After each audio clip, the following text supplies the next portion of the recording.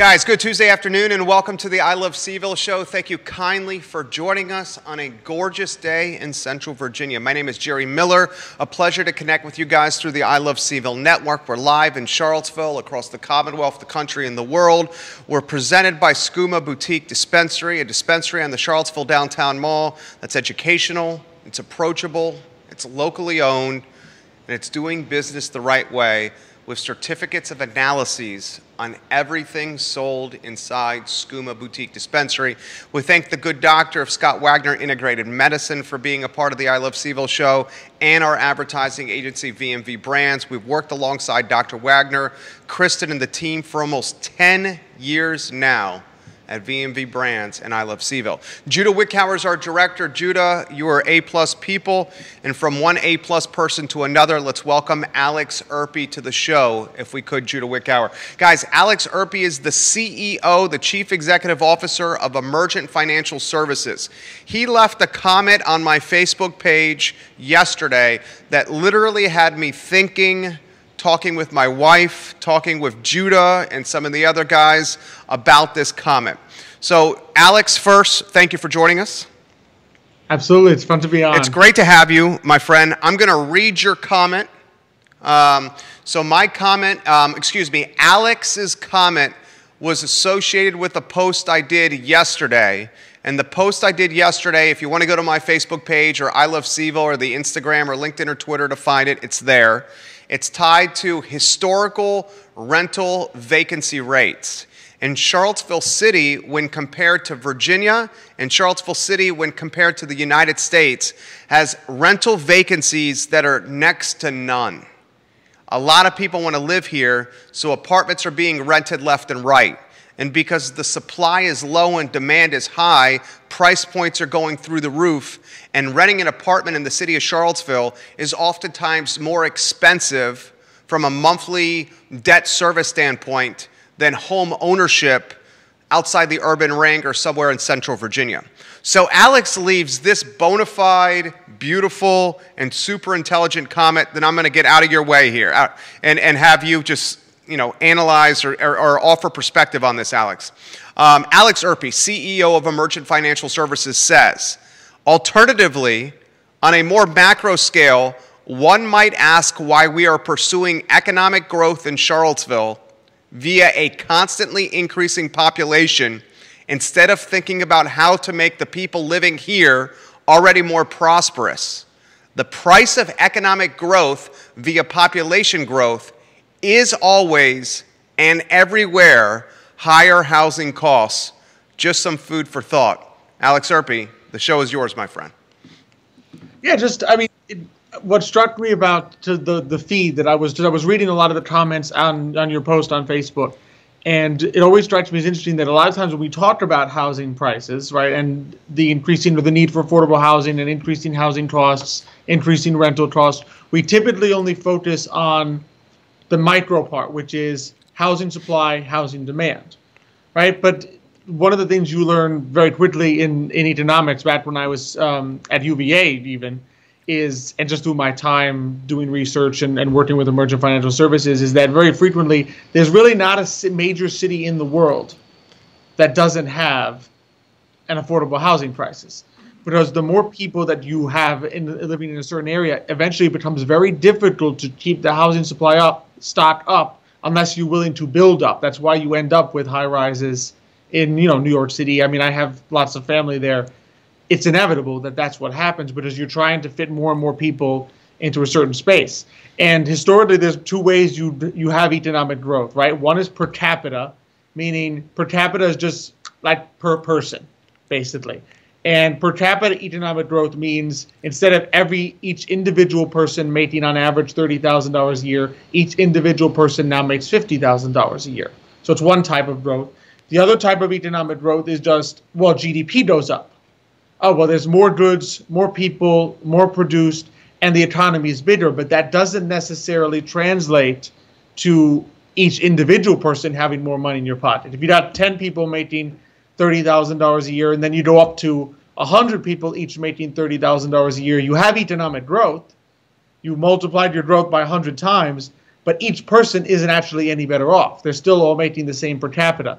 So it just struck me as interesting that maybe one of the things we could think about is how, and which I think we don't often discuss, is how much does Charlottesville and Albemarle as a community want to grow? Like, how big do we want to be in terms of the number of people living here and so forth? Because this is just from experience. I've lived in a very small town in California with, like, I would say maybe 1/10 of the population of Charlottesville. Wow. And I've visited family in New York, which has hundreds of times the population of Charlottesville.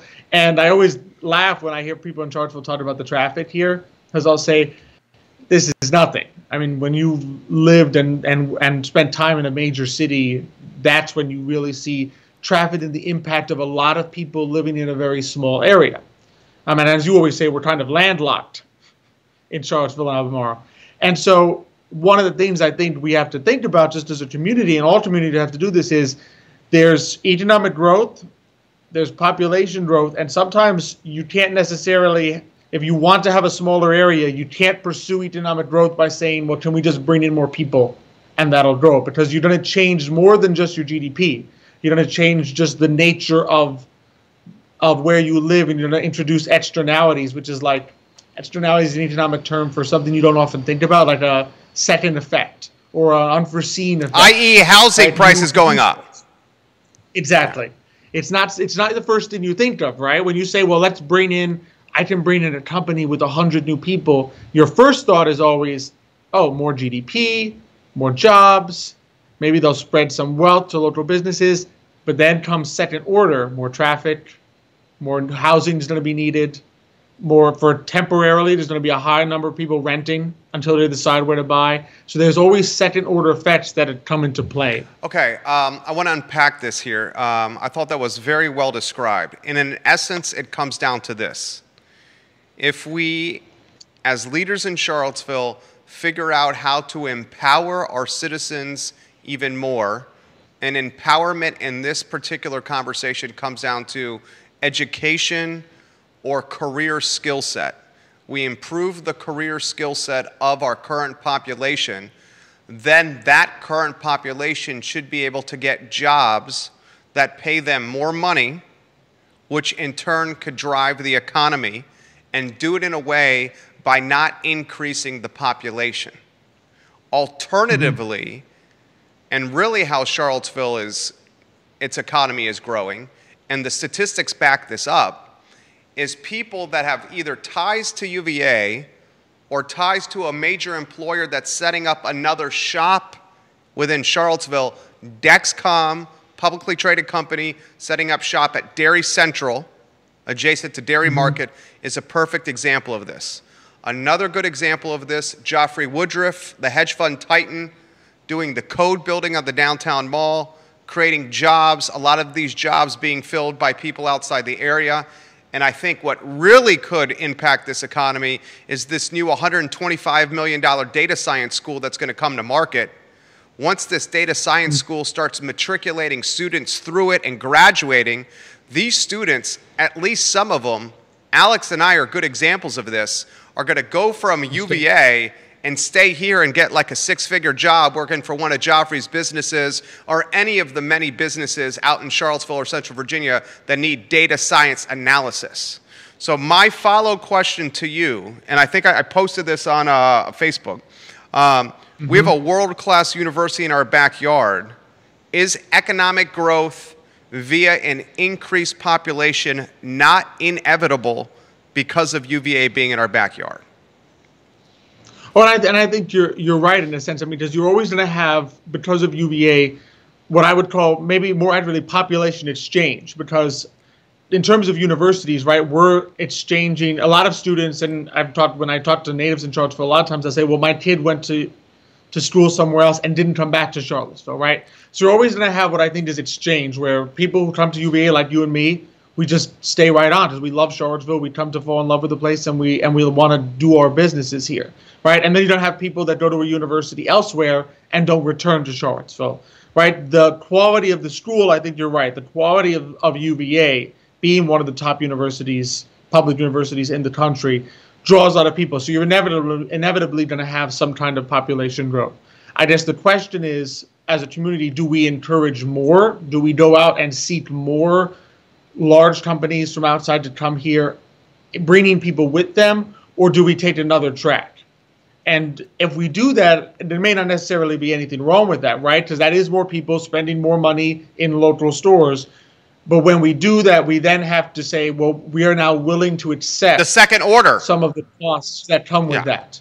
Exactly. Are we willing to accept the second order effects that come with that? And a lot of places are, right? I mean, you can get very wealthy on Wall Street, right? But you have to accept a lot of sacrifices to do that, right? And Charlottesville can increase its GDP through this method of really encouraging more and more tech companies to come here, and we can have increased wealth by doing that, but there are costs to doing that, and the important thing is to know them in advance. Let's say you're a tech company, financial firm, maybe you're in fintech. I mean, goodness, data science is like every industry now. If you have essentially this farm system and the data science school coming to market, baseball analogy, you love baseball. This farm system, data science school is like AAA. It's like AAA baseball. If I'm a CEO of a business, a partner of a firm, an owner of a firm, I'm thinking I set up shop as close to this AAA baseball team, data science school, as humanly possible. And then the 3-4 years that their students are matriculating through the school, you try to lure them with whatever you can, incentivize them, and say, here's why you want to go from, you're a star in AAA, and you can go to any major league team, but you should stay at this Charlottesville team because you know the area. We can offer you a substantial salary that's going to give you quality of life and the opportunity to buy a home and create your version of the American dream. That's how I see it playing out. What do you think? Oh, I agree. I think it's very enticing. I mean, the hope would be, right, that because you've got this data science school here in Charlottesville, that we're encouraging people who are living here, maybe students coming through a community college or coming through to go there, right? And now we can sort of increase also the wealth of people living in our own community that have gone through this school, right? But as we know, it doesn't always work that way because most universities, including public ones, right, there's more bang for the buck from an out-of-state student than there is from an in-state student, just from a purely economic perspective. So it may not necessarily work that way, and that's one thing to think about, but I think you're absolutely right. When the more, like we talked about, I think this was a couple of weeks ago, where one of the reasons Virginia is one of the top states, the top state for business in the country, according to that survey from CNBC, it wasn't necessarily cost of living or cost of doing business. It was the educated nature of the workforce. So you now add in another major source of education, of an educated workforce, and you're going to have companies that are going to say, this is a good place to do business for that precise reason, and I'm going to go there, and these people will stay. So it's definitely an interesting development, I would say, that school is coming here, because it can go one of two ways, right? Either the way that we might suspect, where you have more people coming from out of state coming to the school and then staying in Charlottesville, but also I think it's a tremendous opportunity for, if they can make, I would say, connections, just like UVA has done with PVCC, right? There's that guaranteed admissions program for the College of Arts and Sciences. They can make good connections for local students here as well. I think you might also be able to see some of that per capita growth and saying, well, what can we do to increase opportunities for people that are already living here by saying, all right, you can do a PVCC, College of Arts and Sciences data school track. I'm going to throw this to you. This is a true or false, and then give me a why. And this is going to be kind of a loaded question here. Okay? Alex Urpí is the CEO of Emergent Financial Services. Guys, Emergent Financial Services, honest, character, integrity, researched, approachable. Emergent Financial Services if you want to build your wealth. True or false here? Charlottesville in 10 years is going to be more wealthy with its population, more white with its population, more affluent with its population, and have a stronger economy than ever before 10 years from now? I would say true, false, and so true on the more affluent, true on the wealthier, true on a stronger economy. I'm not so sure on more white. I think the Latino population in particular in Charlottesville is growing very rapidly. And I think when you sum it all together between, Latinos, African Americans, Asians, a lot of the refugee population coming here, I'm not convinced that it'll be more white. Okay. I mean, I'd grant that the tech industry does bring in a lot of white people, but I have sort of my confidence in the Latino community to be making up a lot of those grounds. And also, I think there's been a good push to, I've heard more and more conversation saying, how can we make sure that really successful minority students in Charlottesville don't leave and never come back? Okay, so I'll follow up with that. This is a perfect segue for you. How do we get students of color going to a school like this data science school? Guys, when this goes to market, when this opens, this is going to be a world-renowned data science school backed by $125 million of Joffrey Woodruff's money and ample job opportunity with a guy that specializes in data science in Joffrey a couple miles away from the university. Okay, so how do we get students of color more into data science? Heck, even STEM. I mean, the numbers speak that STEM is dominated by white males. So that's an interesting question. I think part of it is just, I think, sharing the stories of people that have done it. In other words, if you're just speaking from a Latino perspective, right? If I, growing up as a Latino, only ever hear, well, this guy made it with the landscaping company, you should only go into starting a restaurant, you should really only do these certain type of things, then I might well grow up and say, well, that's the only thing I can do. That's what Latinos do. We've always done that. You don't really go into anything else. But if I see a couple role models and they're highlighted to me, because we know that there are very successful Latinos in finance, there are a lot of successful African Americans in the sciences, in NASA, in a lot of places, right? So if we highlight those stories, and it's one of the things that really we started with Forward Adelante, Olga Morse, 10 plus years ago, right? One of the reasons we started Forward Adelante, the Latino networking group here in Charlottesville, is saying it's about just sharing the stories. We don't even have to go out and produce and create Latinos that are doing small business entrepreneurship. They're there already. We just have to highlight them and show how successful they are and let people know, hey, look, they're already doing it. And maybe right now there's only one or two, but if they can do it, you can do it also. So rather than, Olga used to call it always like a hand up, in the sense of going to someone and saying, you can do this too. Instead of saying, oh, you can't do this, everything's stacked against you, Latinos don't do this, black kids don't go into science, we go to them and say, no, look what he did. He's a Latino, he went into this. He's an African American, he became this successful. She's an African American, she became really successful. And the more we highlight those, I think the more you just get inspired. I mean, part of the reason I'm in finance is because my father, who is Cuban American, was in finance.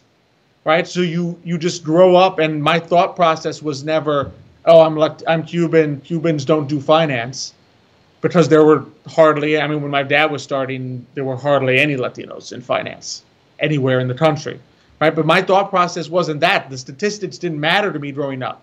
The only thing that mattered was, well, my dad's doing it, so why can't I do it? Like, he's a Cuban and he's in finance. I can be a Cuban American who's in finance. So I think that plays into a lot of it. It's highlighting what successful minority entrepreneurs are doing in Charlottesville, and then saying to the next generation, you can do this as well. I'm gonna give you props and Xavier props here, but I'll give you the question before I give you guys some props and the firm props. What's your crystal ball of what Charlottesville is, looks like, how it ticks, how it functions, how the economy is doing in 10 years from now? Okay, and before I do, his father is Xavier Urpí. He's the co-star of Today y Mañana. It airs Thursdays at 10:15 a.m. on the I Love CVille Network.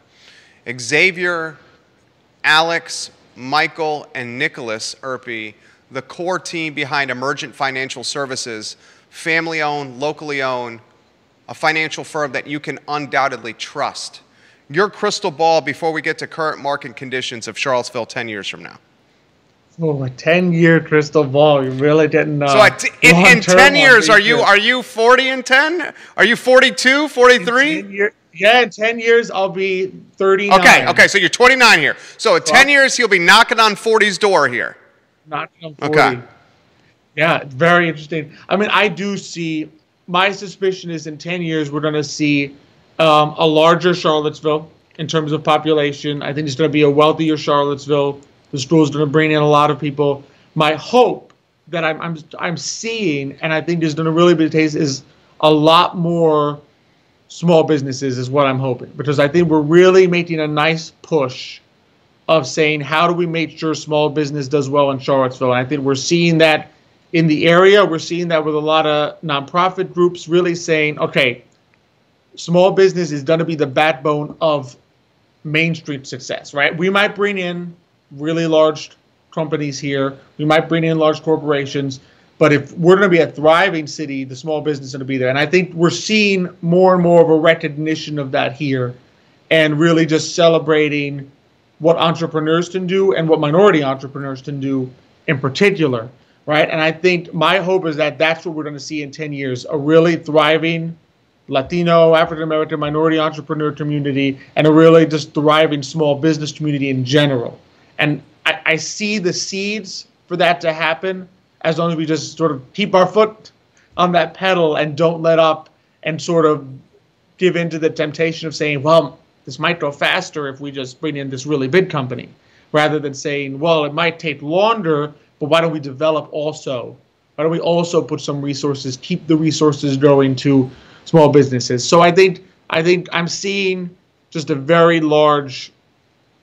much larger Charlottesville, I suspect, than is here now. My suspicion is we won't be a 50,000 person city. I suspect we'll probably be around maybe 60 or so. Yeah, I appreciate that comment. I agree with that comment. A little idealism from the free market statistics guy, a little idealism from there. You have to have a little idealism, right? If you're too pragmatic all the time, then you just sit there and say, why am I even doing this? Alex Urpí is the CEO of Emergent Financial Services. Hey, man, why is the market down today? I mean, we got the CDC now going on record. I don't know if you guys saw this here. The CDC now going on record saying that they're encouraging people to wear masks inside in areas that are proliferated with COVID. Is that impacting the market, and one of the reasons it's red? I think it is. I think the market's a little, I mean, this is earnings week. There's a lot of earnings coming in. It's been, even yesterday, the market was a little anxious, just awaiting earnings reports. But today especially, I mean, before I went on, we were 1% off the highs. So, and that's pretty significant in market terms. For major indices down 1% is major. And I think what we're seeing is just a little nervousness on the part of the markets. As I was reading up on the CDC, as you say, indoors, we're looking in particular areas. They're going to say the vaccinated should wear masks again. We're seeing, at least according to CNBC that I was looking up earlier, some data out of Israel is suggesting some of the vaccines are waning in effectiveness. In other words, this may not turn out to be, this may resemble more the flu vaccine than like your vaccine for hepatitis or meningitis, where you take it and like you're set for life. Yeah. Exactly. Polio, you take it once, you're good. This may resemble more flu vaccine, where we're trying to piece together every year what's the new strain, what looks a little different, how do we get this, does it work, did it not work this time? Because Israel, I think they're down in some cases to 43% effectiveness. And again, that hasn't been peer reviewed, but CNBC was at least reporting that is getting the market a little nervous. I think we're also seeing every time Pfizer and Moderna come out and say, we might need another booster shot, the market, this can't be good. So I think that's what we're seeing. Less so much, I think, the effect of people having to wear masks in certain areas, but as my suspicion is back on that, and people are going to say, I really don't care at this point. you always, how do you balance protecting people, but also saying we want people to be encouraged to be vaccinated. And if you say, come on, be vaccinated, but you still have to wear the mask, you're not really you're relying on the stick instead of the carrot. You're well saying, said. Be vaccinated because it's really scary to get COVID, not because your life will change for the better. So I think that's always a concern. But my suspicion is the market is looking a little forward, and they're worried less about the CDC guideline and more about why is the CDC changing the guideline. And does this bode ill if the vaccines prove to be less effective than we were assuming 6 months ago? Dr. Scott Gottlieb of CNBC says, let's look at what the UK, what the United Kingdom is going through with the Delta variant. And he says the United Kingdom is a good barometer of what we can expect with the United States. And the Delta variant has run through the UK pretty hard, like it's running through the United States. But he sees it eventually waning here in our country. Anywhere you want to go with this? Do you have any fear that there's a lockdown coming on the horizon, or is that now past its point where Americans won't accept that anymore? I feel Americans will not accept lockdown at this point. Masks is a different story, but my suspicion is lockdown would receive major pushback, particularly since vaccination at this point is available to those who don't have it, choose to participate. Yeah. We're no longer in a scenario where you're sitting there saying you have a large swath of people that want the vaccine but can't get it. At this point, people are sort of being able to freely choose whether or not. And my suspicion is that lockdown, particularly small businesses, are going to say, why do I have to now suffer again when people are free to decide whether or not they want to be vaccinated? I think that's going to be part of the pushback there. And I think, I'm going to be totally honest, I think we need to prepare ourselves, particularly from a business market side, in terms of how we choose to invest, how we run our businesses, for the possibility that this is going to become endemic. In other words, we live with the flu every year, and we have flu seasons. I lost some relatives in a flu season that killed the one in 2018, 2019, where about 80,000 people died of the flu, right? And we need to prepare ourselves that if that's the case, how do we function as a society? In other words, do we keep resorting to very powerful lockdown methods to mitigate the impact of something that might never disappear? Or do we at some point say, all right, what can we do to be safe, aka wash your hands, don't go to work if you're sick, things we should have been doing all along? Do we go back to relying on those to protect us in certain scenarios, right? Because the lockdown, I think we saw from last year, and at least from what I'm reading, the science is increasingly suggesting that major big-time lockdowns that devastate small business and keep people in their homes have so many negative side effects that they may not be worth it from a risk-reward perspective. And I think my suspicion is the fact that the CDC is not even touching that area, that we're not going to go back there, is my suspicion. This guy is the CEO of Emergent Financial Services, brilliant man, Alex Urpí, CEO of Emergent Financial Services. Before I ask you about today, mañana on Thursday, dude, the sell-off of Chinese stocks is noticeable and tangible. JD.com, NEO, just to name a few. I own NEO. I'm looking at NEO now, flirting with 10% down today alone. JD.com, 6% and change. You're looking at Alibaba. Alibaba's at a tumble of 8% right now. The Chinese government is trying to essentially, maybe manipulate's not the right word, maybe exert more control.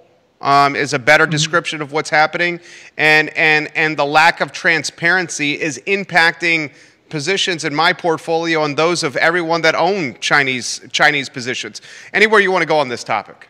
It is. This is a very serious issue because we always talk about, and you and I have talked about ESG, environmental, social governance, and those are the decision on whether or not to purchase certain stocks based on what they do.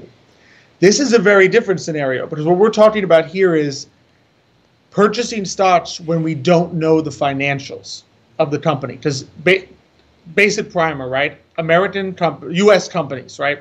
They are required to put out financials at least on a quarterly basis, I believe, saying how much did we earn, what are our revenues, what's our profit, what are our expenses. And these financials are very frequently audited. They have to be audited. In other words, a third party comes in, looks at this and says, yes, you put out these numbers by taking reasonable steps to figure out what your actual revenues were, what your actual expenses were. In other words, no funny business going on. What the Chinese government has said is essentially, we are going to do the audit of Chinese companies and then tell the SEC what the mission. So they regulate stocks in the United States when you're a public company. Oh, man, did we lose him here? He was dropping knowledge bombs. Alex, can you hear me? Alex. All right, I'm going to try calling Alex Urpí back here. Drew, did you lose him?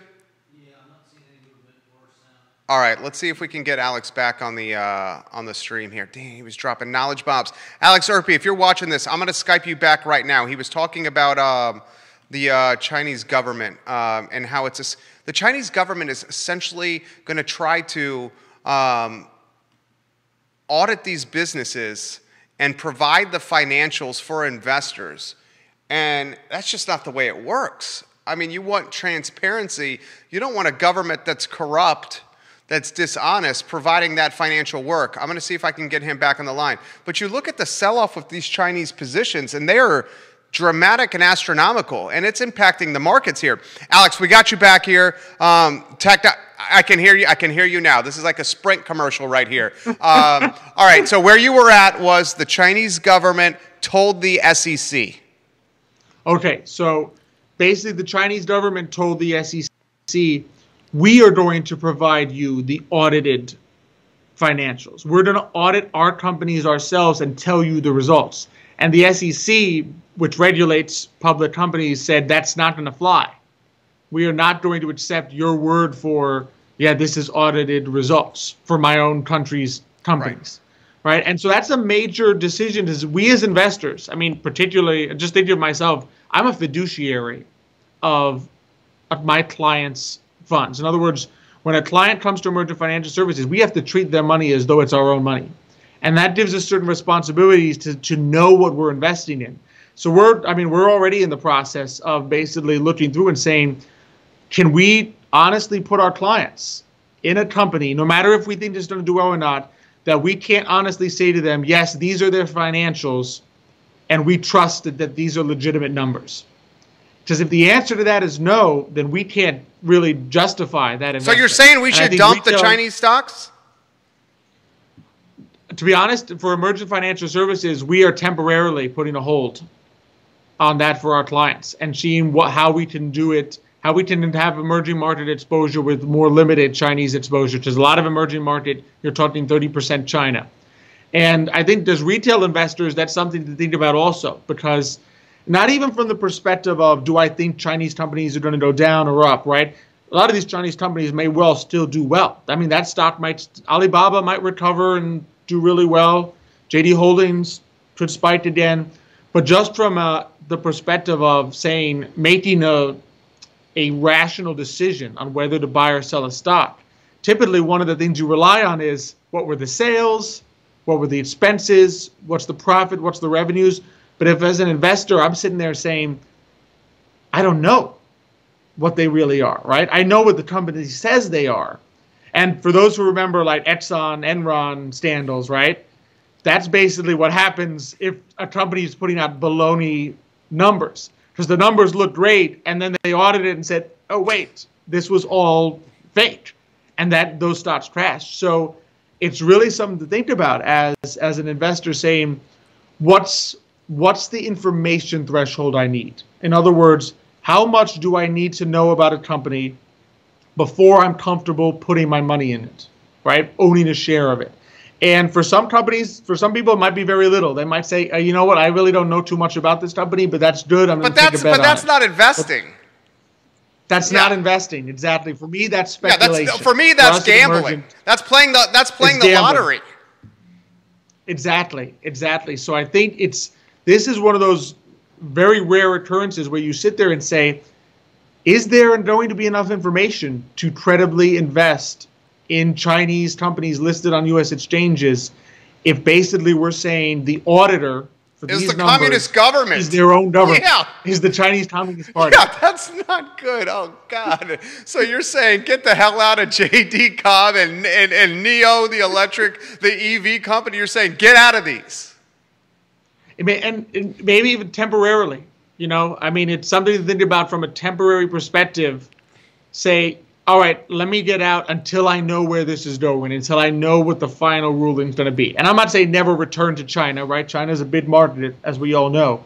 But I think particularly retail investors, and especially I would say like firms that manage people's money, just from a fiduciary perspective, be thinking about, like, if I can't trust the information, how do I justify either to myself or to clients, yeah, this is why I'm buying this stock, because I think their sales are going to go up this much, even though I don't know if these are actually their sales numbers. Great stuff right there from Alex Urpí, CEO, Emergent Financial Services.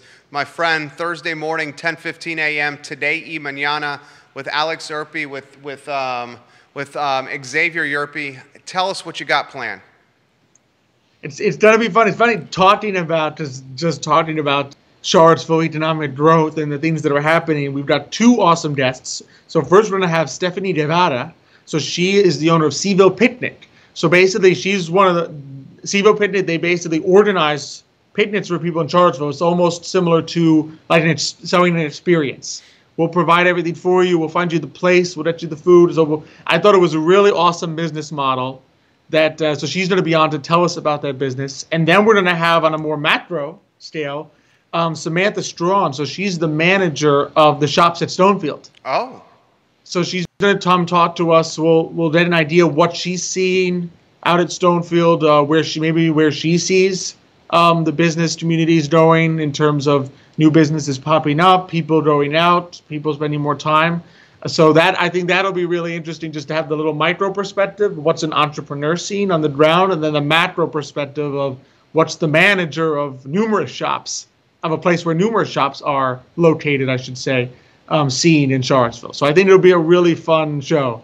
My friend, great stuff today. Alex Urpí, CEO, Emergent Financial Services. Today y Mañana, a fabulous talk show, airs Thursdays at 10:15 a.m. right here on the I Love CVille Network.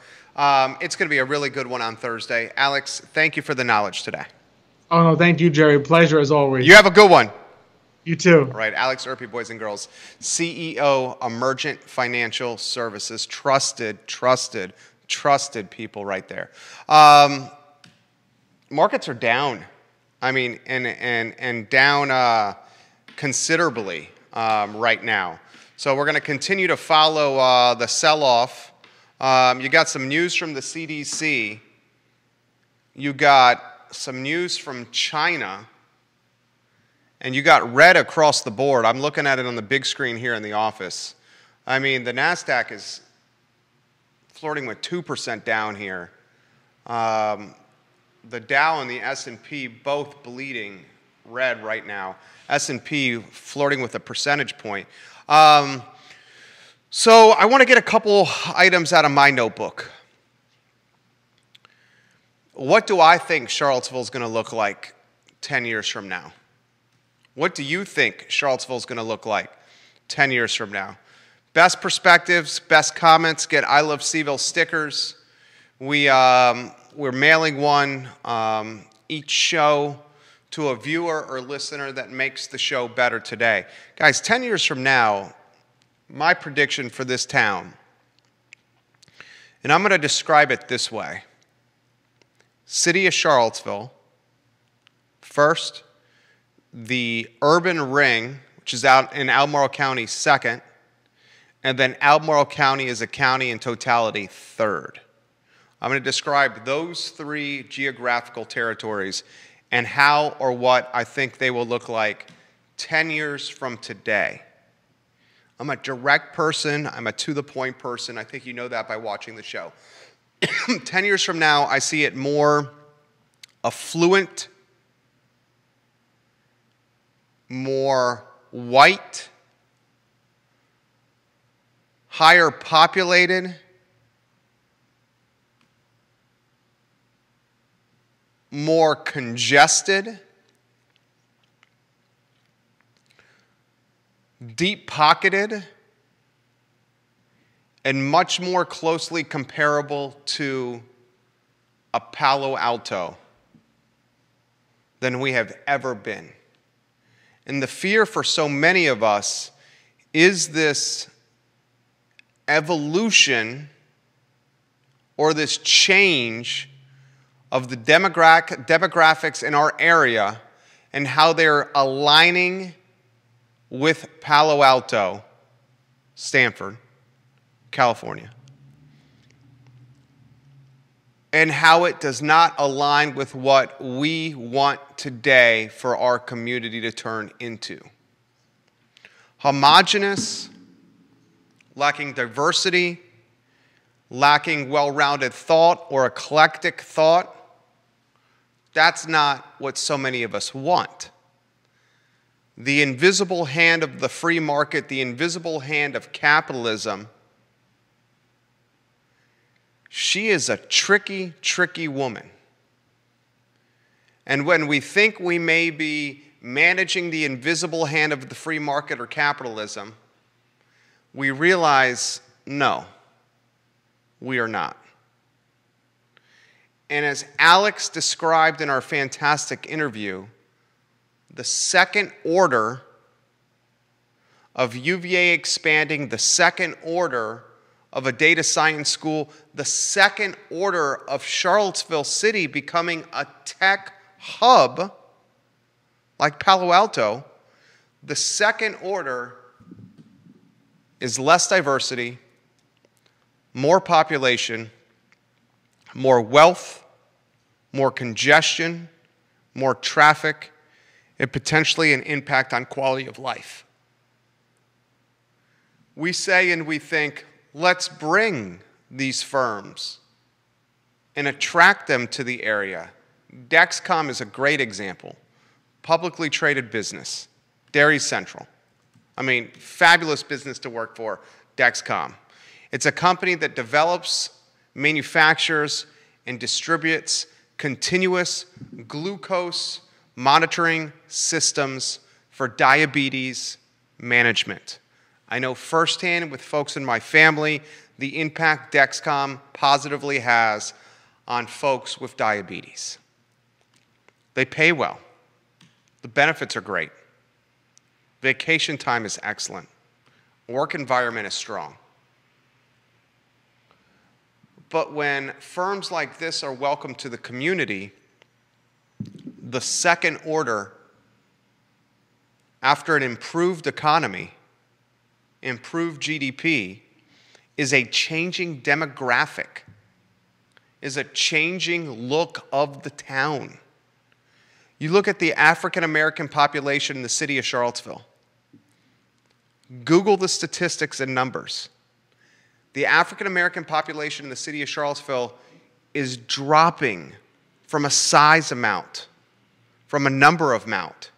It's becoming smaller in the city of Charlottesville. Google it. You can do it. I've done it. Very straightforward. The answers you'll find right away.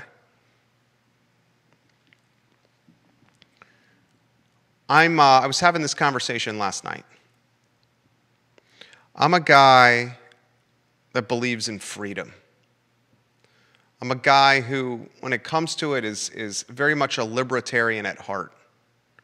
I'm a guy who's socially liberal, physically conservative. I'm an entrepreneur and a businessman. I'm a free market guy. I'm a free market guy. I've spent 13 years in June, July, 13 years and almost 2 months as a self-employed individual who goes to work every day and figures out a way to feed his family, J-Dubs' family, himself and his beautiful dog, Liza. You know I love Liza, Judah. She eats the creme de la creme of dog food, does she not? Animal Connection, X Park, best of the best of the best. You go into an office or a building every day and you feel the pressure of mortgage payments, of payroll, of electric and water bills, HOAs and taxes, internet bills and cable bills and cell phone bills, and keeping food on the table for your wonderful wife and your son, getting involved with all the various activities that your young son needs to get involved to be socially acclimated for the world. And you start feeling the pressure of being a business owner. And so many small and medium-sized businesses in this community, me included, appreciate that the economy is strong and growing and booming. And each year, 13 years straight, we've enjoyed double-digit percentage revenue growth at these businesses. And part of it you want to say is, sure, you're a hell of a businessman, Jerry, and you have some vision and some willingness to take risk, and you understand how to hedge risk, and you're willing to take risks that put you ahead of the market. This network is a good example. But you also have to be frank and honest with yourself, and if you're frank and honest with yourself, you realize that you were fortunate enough to be in a town that has a world-class university in its backyard that's bringing in more students every year, hiring more team members at the university every year, and the city of UVA, not the city of Charlottesville, but the city of UVA is insulating this economy and driving growth where other jurisdictions like Martinsville, like Lynchburg, like Harrisonburg, like Bristol, they don't have the luxury of having the city of UVA at its disposal. And I'm not knocking any of those jurisdictions. I'm not knocking the municipalities and the towns and cities that I just rattled off.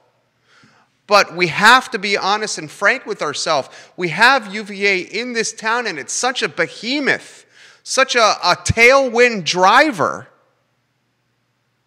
that we are lucky and fortunate to have our firms birthed in the shadows or the footprint of Thomas Jefferson's University.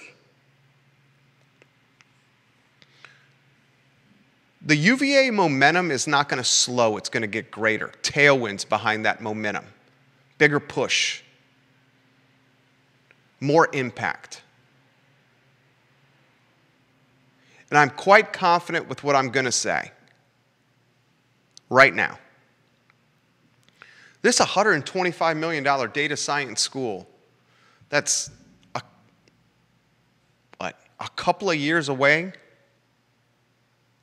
is going to impact this town in ways that we have not even considered, nor do we have the perspective to know how the change is going to transpire. Data science is the rage. It's in vogue, and it's needed at every industry. As our friend Keith Smith says, he hears constantly, show us the data. Let me see the data. Let's analyze the data. And when you have, we talked yesterday of the most influential people in Charlottesville. And I said the short list of the 3 most influential people in Charlottesville, in no particular order, Geoffrey Woodruff, Corin Capshaw, and Mayor Nakia Walker. Nakia Walker doing it from a policy standpoint, from a social media platform standpoint, from a politics standpoint, she's the mayor. Capshaw and Woodruff doing it from a behind-the-scenes standpoint through vertically integrated empires that have tremendous access to income and capital to invest and to move and shake. After digesting the most influential people in the city of Charlottesville topic and brainstorming it with friends and family, I'm confident in saying it's Geoffrey and Corin. And from Joffrey's standpoint, he's creating a farm system with the data science school that's going to straight up funnel talent to his brands and businesses. And the individuals funneled from the school to his brands and businesses will command top dollar, and they will cannibalize the limited housing supply on a landlocked city, driving individuals and families with less resources further and further away from the epicenter of employment. And that, my friends, is a version of gentrification that takes a community from eclectic and diverse to homogeneous, affluent,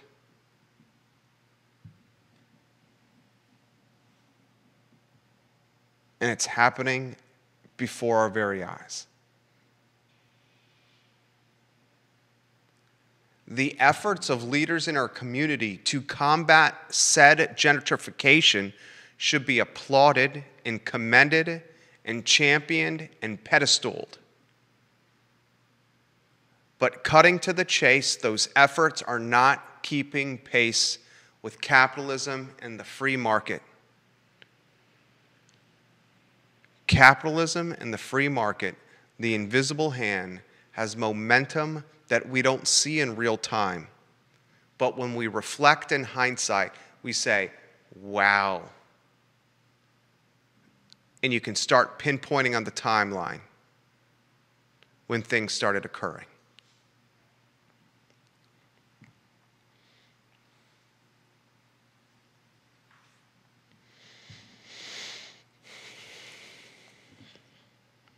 Crazy stuff, man. All right, I got a important conference call here in 4 minutes, and then another one at 2. So I'm going to do this. I'm going to carry the CDC and these new mask, I don't want to say requirements, but suggestions to tomorrow's program.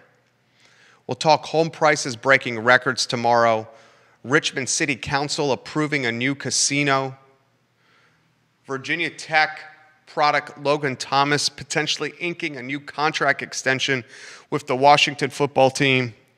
But I want to close with this. On Monday at 10:15 a.m., we're launching a new show on the I Love CVille Network.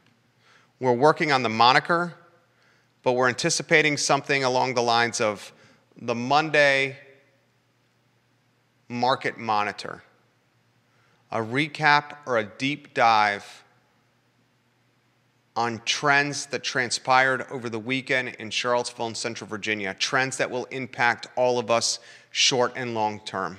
That's Monday at 10:15 a.m., a brand new show for the I Love CVille Network, which takes us to, 20 hours a week, 20 plus hours a week, a live programming for your benefit. I want to thank you guys, the viewer and listeners, for watching the show, for supporting the show, for contributing to the show. I encourage you to support the partners that help us: Skooma Boutique Dispensary next to Rapture, Scott Wagner of Scott Wagner Integrated Medicine, Interstate Pest Control, Ting Fiber Crazy Fast Internet, Animal Connection in Ix Park, Cameron Limousine, Anderson Seafood, just to name a few. We're fortunate to work with some fantastic businesses that want to get local information into the news cycle. Thank you for joining us, guys, on a Tuesday. My name is Jerry Miller for Judith Wickower. This is the I Love CVille Show. Take care.